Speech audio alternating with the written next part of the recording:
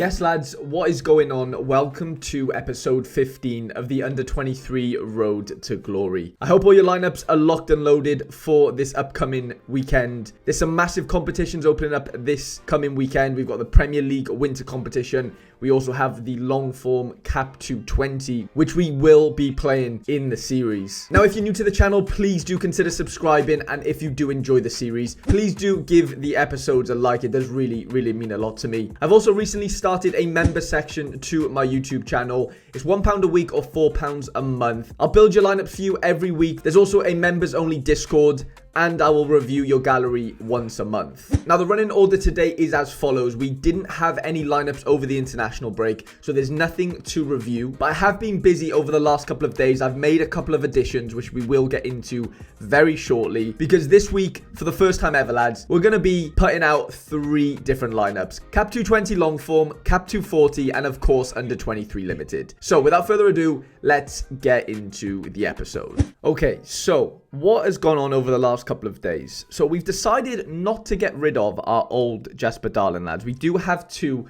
after winning our first reward in under 23 limited 9 days ago now. I don't want to live in the past too much, lads, but that win was obviously monumental for the series. I appreciate all the comments in last week's episode because, yeah, it was a massive achievement for us to get that first win under our belts. And it means we can just kick on from here now. Obviously, we won our threshold as well. And that then meant we could reinvest the Ethereum that we won into a couple of new cards. Now, you will notice these cards are a little bit older. And this month specifically, we are going to be in need of some reinforcements because we are looking to play 3 competitions, 220, 240, and under 23 limited. Now, 220 and 240 doesn't discriminate. It doesn't mind an old age pensioner. And yeah, lads, we've brought in 2 lads who are over 30 at this point. I mean, Khalifa Koulibaly's card said he's 29, but this is an older card. He's now playing in the French 2nd division. And he scored a couple of goals in his last 2 games, lads. And you know what? He cost me what? £3? £3.21. His cap is really low, which is going to be quite helpful for us for cap 220. And just popping over to Sorare data, we can see he has a decent run of fixtures. Valenciennes at home, Bordeaux at home, Auxerre away, Bastia, Paris away, Guingamp at home. They're decent fixtures, and I fancy him to get a few goals. He got a goal and an assist in the last game, a goal in the game before that. I'm not expecting his AA to be crazy good, but honestly, lads, for the L15 that he has, I just want him to go out and get a goal for us or an assist. 1 DA will do it, So I'm happy with him. He's been brought into the gallery specifically for cap 220. And then we've brought in, are we going to call him Clerk? I'm going to call him Clerk. I don't know if I'm butchering that pronunciation. But regardless, he's going to come in for the cap 240 depth this weekend specifically. I think I paid £1. Yeah, £1.64 for his card. It's an older card, but it has decent XP. And you know what? I'm happy with it. Like, he's not going to light up the world. His scores aren't unbelievable. Yeah, he's been able to hit peaks over the last couple of weeks. But for the most part, he's a bit of a steady Eddie. And yeah, like I said, I just need that depth, specifically in defense, for, playing these 3 competitions. And hence why we are keeping hold of the 2 Jasper Darlings, because he's versatile, lads. He's obviously under 23, so he can play in under 23 limited. And he can obviously then, chip in and play in 240 and 220. And just going back to the Koulibaly purchase, forward options were kind of my shortest, if we're being honest. Okay, Druech plays. Larsen's been decent since the international break as well, getting a few goals for Norway. But Duhara and Badji obviously aren't really seeing the game time we need. So, we've got 5 players right there, but only 3 of them are starters. So, I needed that depth. I needed to bring in that Koulibaly, even though he isn't under 23. That's fine. And I think with those additions, it does give us a lot more breathing space, and it does allow us to play around with things a little bit more than we would have if we didn't buy them. And going over to the Google Sheets form, we have currently a balance of £1.26 after purchasing Koulibaly and Clerk. So yeah, we're on the breadline, lads. I can't lie. We were flying high. We had like £6 in there. We've obviously spent a good portion of that. But I think we needed to. We needed to reinvest the Ethereum that we won from the threshold and then keep hold of the Darland so we are able to play 3 teams this weekend. And just popping over to Play Sharper, we're going to have a look at the expected scores and the starter predictions of our players. It is Thursday afternoon as I'm recording this, so we might not have the starter predictions for every player, but we should have them for the majority. Just looking there, Klein Hansel's at 90%, which is great. Clerk at 95% with a good fixture. We like to see it. Madsen back at 80%. We love to see that. Eccles at 70, which is interesting. Darland's at 90, Monchu 95, Biomin Balki, 90, love to see it. Ivan Heel's actually quite disappointing. He didn't start over the international break for Andorra. Obviously, the second division in Spain continue playing over the international break. And yeah, he didn't start that game, which was interesting. We haven't got Koulibaly start predictions yet. Yuito Suzuki's been starting as well, by the way. So that's another one to keep an eye on in the midfielder options. Low L15 there. Matthias Rios at 0%. We've got Driwech at 90. Cham at 90. Duhara's at 0. I don't think it's been done yet. And then we've got Campelat at 80%, which we love to see. Larsen's at 75%. And then Campos, our other goalkeeper, at 75%. So pretty happy with that. The majority of our players, have had their predictions sort of done. And, that kind of leads into building our lineups for this weekend, lads. And before we start the lineup building process, I just want to show you guys the Cap 220 prize pool for this upcoming month. So Cap 220 now is a longer form competition. So over this next month, your 4 best scores in Cap 220 Limited will give you a chance at winning one of these prizes. So you're going to finish hopefully in the top 4,330. There's 100 tier 2s given out. There's almost 700 tier 3s, which is great. To be honest, at a minimum, if I am going to be prioritizing this competition, I would love to come away with a tier 3 at minimum. Obviously, I would take anything, but tier 3 is kind of the goal, if I'm being honest. Tier 2 would be unbelievable. Tier 1 might be tough, top 30, get that. Obviously, in Cap 220, you are able to play 1 common card. Now, we only have 2 limited goalkeepers, so I have had to bring in a common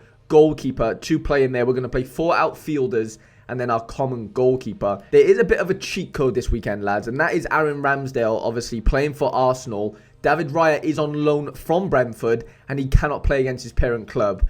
And Aaron Ramsdale has an L15 of 0, which obviously is going to really help us to fill out that Cap 220. And don't get me wrong, a lot of people will probably deploy this type of tactic. I'm not expecting Ramsdale to necessarily get a clean sheet, but if he scores me 30, 35, I'm more than happy. And then it's just a case of what can my outfielders do. So to give ourselves the best chance of being able to pick our highest L15 midfielders, extra player and defender, I think Koulibaly's going to slot into here for us with that sweet L15 of 39. In defense, I think Klein Hansel probably takes it. For now at home to Magdeburg, 20% chance of a clean sheet.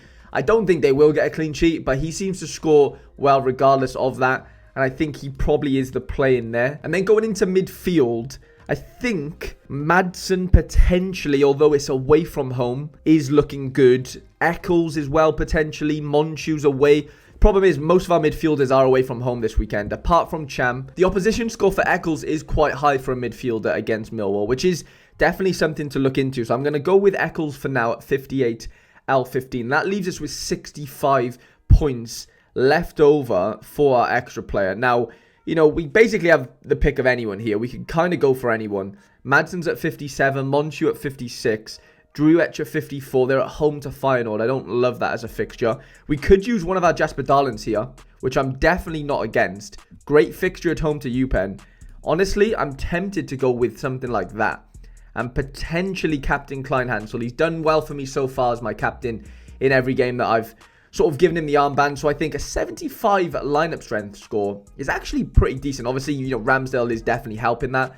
We do have 12 points left over, and it is a bit of a pity that we can't really, stretch it to the full 220 and max it out. I guess, we could, but I think Koulibaly's fixture is a little bit better than Driwech and Larsen's, and like we said, we are prioritizing 220 this weekend, although we won't win a reward from it specifically this weekend. Over this next month, hopefully we can end up with a reward. So that's 220 done. Going over to Cap 240. Now, honestly, I'd be more than happy to win the threshold this weekend in Cap 240 and then potentially hit a really good scoring 220. If we win something in under 23 limited, then great, but I really don't think it'll happen. Now, Campelat's L15 is very low, so that is going to be utilized in 240. Campos has a really tough game actually against Elche away from home, so I'm not really fancying him to go get me a clean sheet, and his L15 is 55, so we're going to be using him in under 23. So Campelat goes into there. Now in defense here, I think honestly they all have good fixtures. We obviously can't play Clerk in under 23 limited, so he basically has to play in here for us for the first defender position.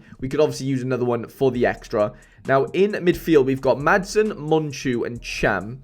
Now, this is kind of going to depend on what forward we pick, because Driwech has a higher L15 than Larsen. Larsen probably has a better fixture, I would say, only slightly. Even though Excelsior are at home, they play Feyenoord, who are honestly really, really good, as we all know. So I think Larsen fits in there for us. Now that gives us 97 points remaining, so we might have to be quite conservative here with our midfielder choice. I think Cham probably takes precedent here.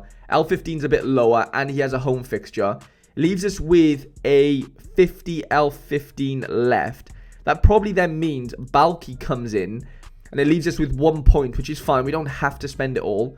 And I would probably be tempted to captain Balki in that home fixture. His AA recently has been really, really good.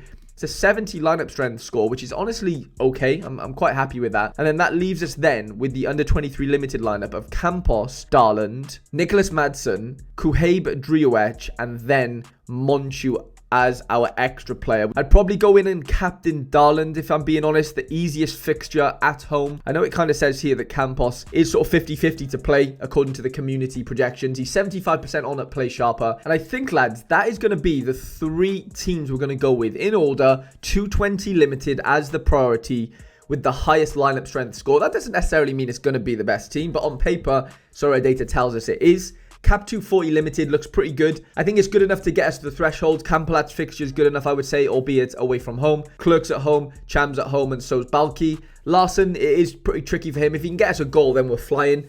I don't really... Well, maybe he gets us a goal. Hopefully he does. And then under 23 limited, like I said, there's some big hitters in there. You know, a lot of A fixtures in there for us. A couple of double A's with Monchu and Darland. And you just never know. If Excelsior turn up against Feyenoord, which is very unlikely, but they are at home. Home fans and all those advantages that come with it. Hopefully Driouech can get us a decisive. Like I said, the Campos fixture is really tough. I'm not expecting him to get a clean sheet there. But if he can get out of that game without conceding 3 goals, then I think we could be in a decent position with Darland as our captain. And you know what? Like I said, if we can win the threshold and we can get a good score in Cap 220 Limited for the first week of the long form, then I would be honestly over the moon. Right, lads, I hope you enjoyed episode 15 of the Under 23 Sorare Road to Glory. I hope you have a great game week. And from a selfish point of view, I'm hoping we can go back to back, as Drake said, and win ourselves another set of rewards this weekend. Cap 220, Cap 240, and of course the Under 23 Limited. Leave a like if you did enjoy the episode, subscribe if you're new to the channel, and I will catch you guys in next week's episode.